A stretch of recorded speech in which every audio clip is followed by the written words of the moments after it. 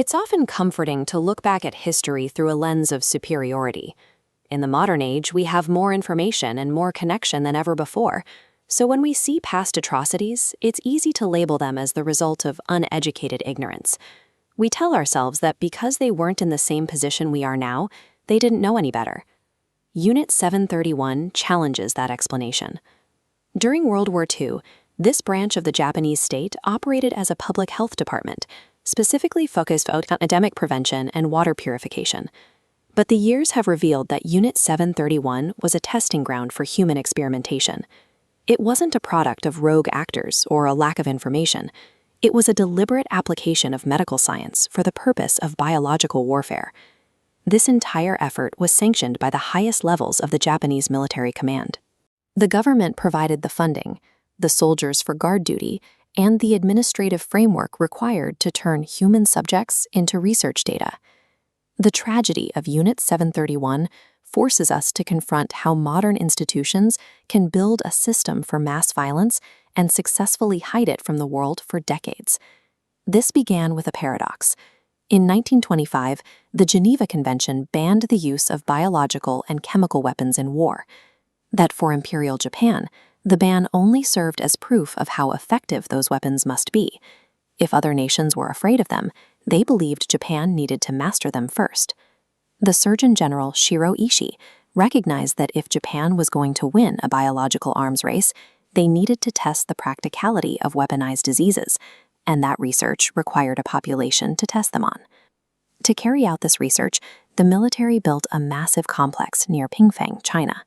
To the public, it was a facility for lumber production. They even constructed a fake welcome center to maintain the cover, while the actual experiments were moved into a network of underground tunnels and cells hidden from view. Inside the facility, researchers used a specific linguistic code to distance themselves from their subjects.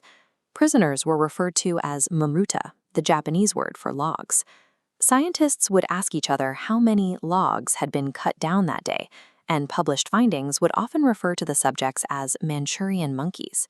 By combining this language with a cultural sense of superiority, the facility turned doctors and scientists into technicians who viewed humans as disposable raw materials. The methodology was consistent. Subjects were infected with the plague or typhoid and then subjected to live vivisections. Doctors performed these dissections while the subjects were still conscious, believing that anesthesia would alter the body's natural reaction and ruin the data on how a disease rots internal systems. Other trials tested the physical limits of the body. Subjects were placed in low-pressure chambers to see how much force it took to implode a human chest. In freezing trials, limbs were submerged in ice water until they were solid. Researchers then struck the frozen limbs with hammers to chart how bone and tissue shattered under sub-zero conditions. These methods eventually left the lab. In field tests, researchers dropped clay pots filled with plague-infected fleas into Chinese cities. They would then watch from a distance as the outbreak spread, recording the casualty rates as entire communities were destroyed by the bacteria. By the end of the war, the plan was to scale this up even further. Operation Cherry Blossoms at Night was scheduled for September of 1945. The goal was to release the bubonic plague over San Francisco, but the plan was halted only by the atomic bombs and the subsequent Japanese surrender in August. The records that survived the end of the war indicate a grim finality for those taken to the facility. Of the thousands of Chinese, Russian, and Korean prisoners who entered Unit 731, the records show that not a single person ever walked back out. These trials show that scientific curiosity, when detached from any moral framework, can be used to execute a highly efficient system of torture. There is an account of a technician at the facility named Nao Koda Ishibashi who interacted with two female prisoners, one from China and one from Ukraine. The two women told him they hadn't seen their own faces in a mirror since they were captured. They begged him for one, but Ishibashi broke the strict rules and snuck a mirror to them through a hole in the cell door. This story is significant because it shows that the staff weren't simply tricked into seeing their victims as animals. Ishibashi recognized that these women had human needs and emotions. He saw their suffering, understood their humanity, and yet the experiments at the facility continued. In the final days of the war, the researchers at Unit 731 killed all remaining prisoners and burned the facility buildings to destroy the physical evidence of their work. When U.S. General Douglas MacArthur began investigating reports of human experimentation, he tracked down Shiro Ishii and the other leaders.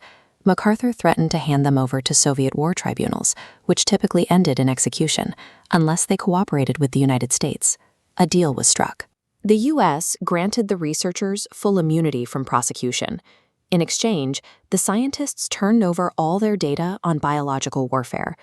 The U.S. wanted the research, but more importantly, they wanted to ensure that the Soviet Union didn't get it first. This geopolitical trade meant that the researchers responsible for the bloodshed at Pingfang were never tried. Their research was essentially sold to the highest bidder in exchange for their freedom. For decades, the history of Unit 731 was treated as a conspiracy theory.